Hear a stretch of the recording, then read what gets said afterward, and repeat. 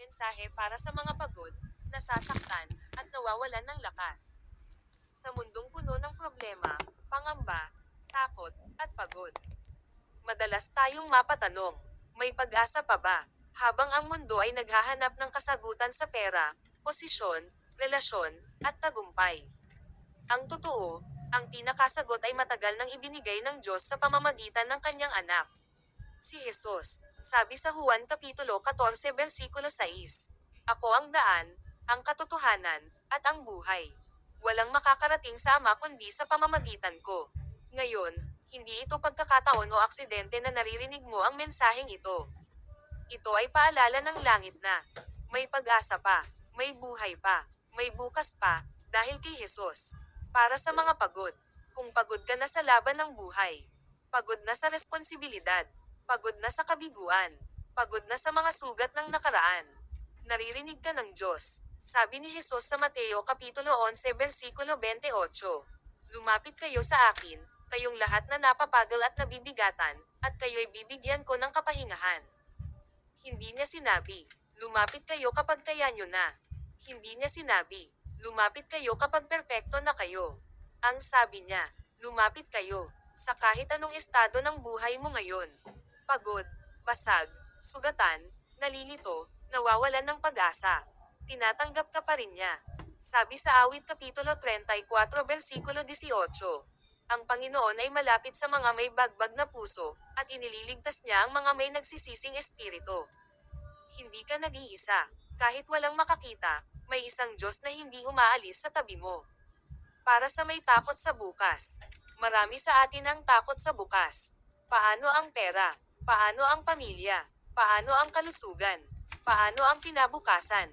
Pero sabi ng Diyos sa Jeremias Kapitulo 29 versikulo 11, Sapagkat nalalaman ko ang mga planong iniisip ko para sa inyo, mga planong ikabubuti at hindi ikasasama, upang bigyan kayo ng kinabukasan at pag-asa.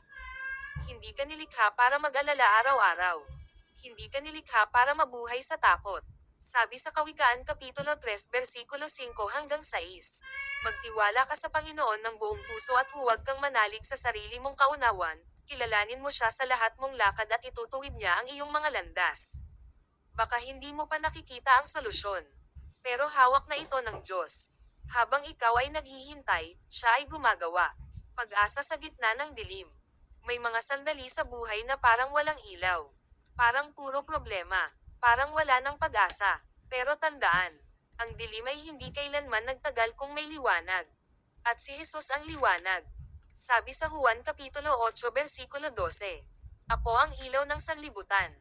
Ang sumusunod sa akin ay hindi lalakad sa kadiliman, kundi magkakaroon ng ilaw ng buhay. Hindi niya pinangakong walang bagyo.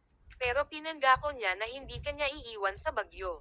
Sabi sa Isaias Kapitulo 41 versikulo 10, Huwag kang matakot, sapagkat ako'y sumasa iyo.